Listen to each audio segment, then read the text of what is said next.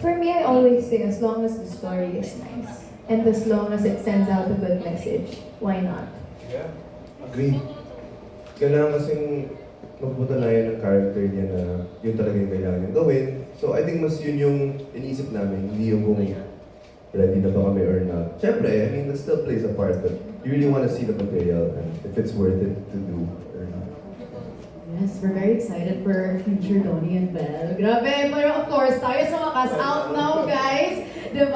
On cinemas, for those of you who haven't watched it yet, please do find the time to watch tayo sa wakas featuring Donnie Pangilinan and Belle Mariano. Okay, so like what I mentioned to you guys, syempre, ngayon naman, we have our friends from the media and they were able to submit their questions for you guys. So let's start things off with Manila Bulletin. Okay, this one's for the both of you.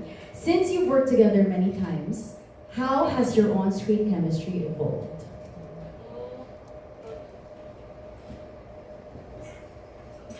I think you have to watch the movie to find out, guys. Kasi, hindi naman namin masasabi yun. Yung audience, yung yung makakasabi nun kasi sila yung nanonood eh. Kami biased kami, sabihin namin, okay yung chemistry namin, pero kung hindi yun yung nagtatranslate sa screen, wala. So, dapat sila magsabi. Panoorin niyo. Oo, panoorin nyo na lang. Pero pinanood syempre, na nung iba eh. syempre Oo. talaga, of course, we've done project after project. So, there obviously is a depth to our chemistry, I would say, as compared to like, if we were just to work on this film for the first time. But that's where the fun is trying to find new ways of showing that chemistry, trying to be creative sa mga eksena, yung hindi masyadong pinag-iisipan, kusa na lang lalabas. Yes. And hindi na kami natatakot. Diba? Siguro also comes with our experiences throughout the years.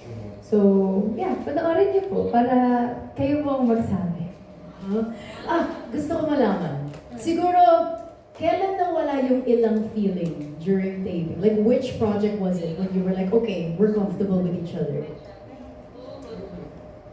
Hindi ba? Isitor, day one, wala nang ilang. Meron pa naman. Itong project na yun, Ha? doon na wala yung ilang sa project. Feeling ko sa Love is Colorblind. Really? Feeling ko. Yung Isitor, feeling ko may konting ilang pa. Okay. Or papasok na. Mga last few taping days ng His Interest. Hanggang season 1 yan. Season 1. Wow, okay. That's so cool kasi syempre nakalock in din kayo. So, you That's really why. have to bond. And we shot that kasi in different timelines, naalala mo? 2019, 2020, May 2021. year din na ano. So yes, tama ka, depending on when we shot it. Yung unang shoot namin may ilang. Yeah, awkward.